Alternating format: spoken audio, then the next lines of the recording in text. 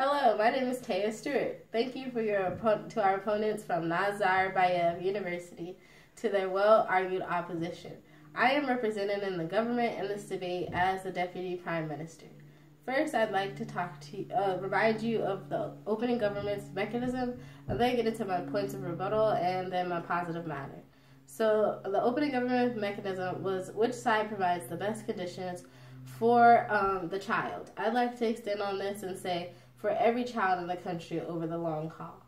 So now I'd like to get into my points of rebuttal, and I will show you how opposition ignores the long-term effects of international adoption on the home country. The opening opposition says that more children living in orphanages after international adoption is a bad thing, and that parents have to be at least a middle class to adopt these children. So both of these points conclude that the issue is resources, which means that adoption is not necessarily the answer. Instead, we should focus on fulfilling the need. When the opposition talks about integration of cultures, what they are doing is whitewashing the phenomenon of Eurocentric assimilation that is happening. So all of the opposition's arguments assume that there is a deep well of kids in developing countries who are in need of adoption. But trends prove otherwise, especially as developing countries become more prosperous and their systems for domestic adoption improve. The fact is that fewer children are being abandoned in developing countries, according to Peter Selman, a professor at Newcastle University, who studies intercountry adoption. So, into my first point of positive matter. Children who are being internationally adopted take their talent with them to their new home country. So the child has no connection to their country and will be given opportunities to grow that won't contribute to the country's growth. So the child will grow and exclusively contribute to the GDP of the new developed country. So this leads to a perpetual cycle of international adoptions without solving the real cause of these adoptions, which is economic instability. So international adoptions only make this issue worse because that child can no longer contribute to the growth of their home economy. Children left behind are not given the same opportunities and are ultimately left in the poverty cycle. Neither the children being adopted or those left behind are able to be a prospective generation for change. And some existing alternatives for this are sponsorships. So if adopters instead sponsor that child's education while they stay in the system, they can now rebuild their country. It only costs $8,500 to build a school compared to the over $8,500 spent on one child, which stagnates the development of other children and therefore the possibility of a developing generation. So into my second point of positive matter. International adoption destroys the morale of the home country.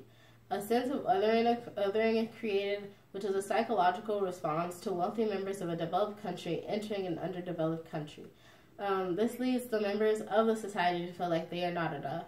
This leads to decreased morale because they perceive themselves as unable to ever obtain the status of a citizen in a developed country and unable to care for children like the foreigners possibly could.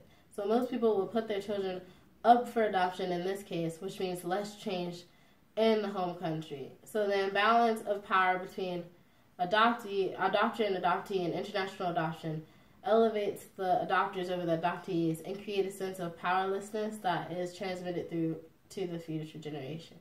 And dependency on international adoption will lead to a disincentive for personal growth for themselves and their family development.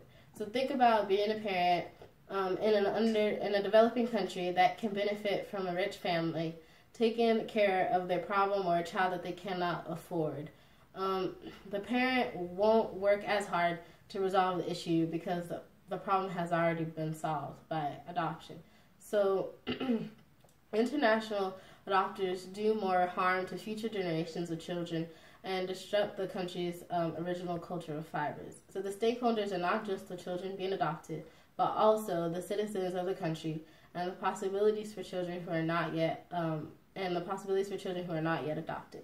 And to my third point of positive matter is that this disrupts the demographics of the home country. So of children being adopted in 2016, 71% are before age 2 and 61.3% are female. This is according to the U.S. Department of State intercountry, which focuses on intercountry adoption. So adopters are heavily interested in female children. In the future, this will lead to population destabilization or an older, more male-dominated populace that will have. This means negative growth in population, and this negatively affects diversity and resources in the workplace, which furthers the divide between developed and developing countries. This is bad because they continue to cripple the home country's economy. So, I would like you to remember the points that I have given to you today. First, international adoption takes talent from underdeveloped countries, which magnifies the consolidation of resources in developed countries at the expense of underdeveloped countries.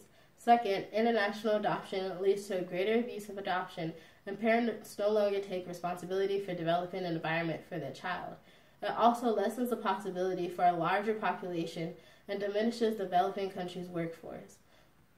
Additionally, opening government has shown that none of the opposition's points speak to the unique need for international adoption.